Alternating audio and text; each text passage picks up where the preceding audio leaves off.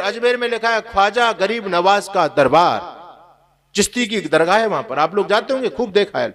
वहां पर लगभग 70% हिंदू पहुंच रहा है आज। हिंदू का तो दीन मर चुका है, धर्म मर चुका है, इतना भीरू, इतना डरपोक, इसको अपने महापुरुषों पर अब विश्वास नहीं रहा। ये तो उन पीर मजारों पर, सैयदों को जा रहा है पूजने के लिए, जो इनके दुश्मन थे, जो इनके बाप दादाओं से लड़ते रहे, जिन्होंने मंदिर तोड़े, हमारी मां बहन बेटियों के सतीत्व को लूटा, देश को गुलाम बनाया, गाय हत्या की, गाय का मांस खाया, नगरों को जलाया, कितना अत्याचार हम लोगों पर किया। ये जो पीर मजार, ये सैयद जो गढ़े पड़े ना मुल्ला इनके अंदर, ये सब हमारे पूर्वजों के दुश्मन हैं, लेकिन हमारे पूर्वजों की संतानें अपने दादा परदादा के दुश्मनों को आज पूज रही हैं। आश्चर्य की बात, कहां हमारी बुद्धि चली गई।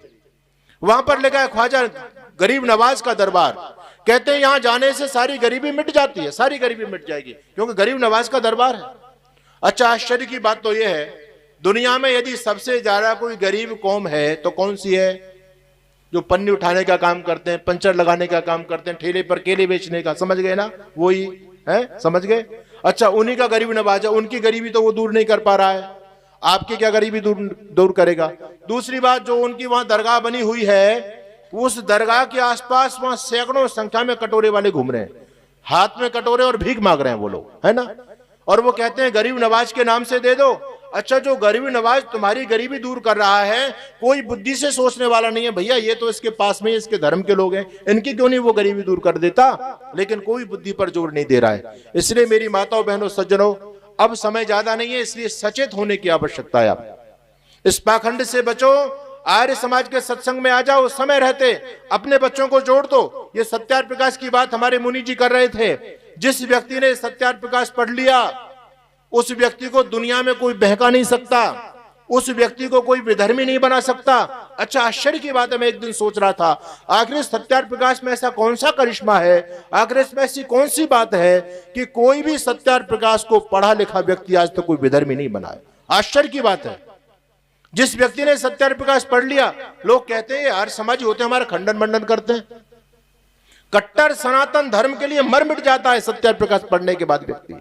आखिर वो कौन सी चीज है सत्यार प्रकाश के अंदर है? एक भी सत्यार प्रकाश पढ़ा विधर्मी नहीं बना, बाकी तुम्हारे खूब हनुमान चालीसों को पढ़ने वाले लोग रोज विधर्मी बन रहे हैं, कोई ईसाई बन रहा है, कोई मुसलमान बन रहा है। और जिस सत्यार प्रकाश और ऋषि दयानंद को आप लोग गाली देते हो, उसमें वो दम है, सत्यार प्रकाश को बढ़कर के व्यक्ति इतना कट्टर सनातनी बन जाता है, वो अपनी गर्दन कटा सकता है लेकिन धर्म परिवर्तन नहीं कर सकता। कितना बड़ा काम हमारे समाज ने किया। पढ़िए, ये 30 रुपए में आपको मिल रहा है, जीवन की धारा बदल जाएगी। हमारा कोई हिंदू सत्यार प्रकाश पढ़ने के बाद विधर्मी नहीं बन सकता, बल्कि बहुत सारे विधर्मियों ने सत्यार प्रकाश पढ़ा, वो आर्य समाजी बन गए। बहुत पुराने समय की बात है, सत्यार प्रकाश के 14वें समोल्लास को लेकर के मुसलमान लोगों ने दावा ठोका अदालत में।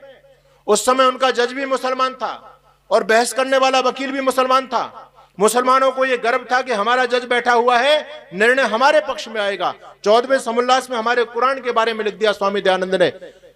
तो जब उन्होंने अपना मुकदमा लड़ना शुरू किया, जज ने इस्लाम को जानने वाले 4 स्कॉलरों को बुलाया और कहा कि स्वामी दयानंद ने ये आयत यहां पर दी है, क्या ये आयत कुरान में है?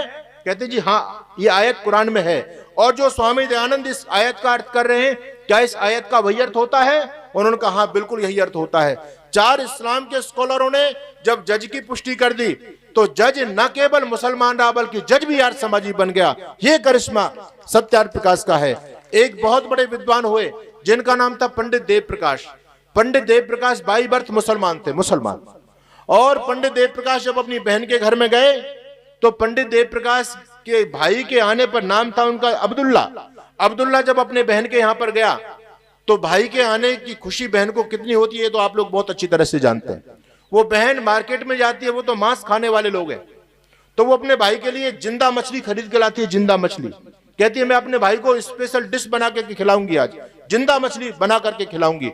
और वो बहन मछली को पानी से उठाती है और उसको ऐसे छील रही है जैसे गाजर मूली को छीला जाता है। और ये देख करके अब्दुल्ला के दिल में थोड़ा रहम जगा। अब्दुल्ला ने कहा बहन तू इतनी निर्दयी हो गई, इतनी निष्ठुर हो गई, अरे इसको जीवित छील रही है, अरे तुझे काटना है, सब्जी बनानी है तो मार दे इसको, फिर काट देना, इसको इतनी पीड़ा क्यों दे रही है? उसकी बहन कहती है अब्दुल्ला तू क्या काफिर हो गया है? क्या तू दया वया की बात करने लग गया है? अरे तूने को काफिरों का वो पुस्तक तो नहीं पढ़ ली, नूरे हकीकत, उसने कहा नूर हकीकत क्या है?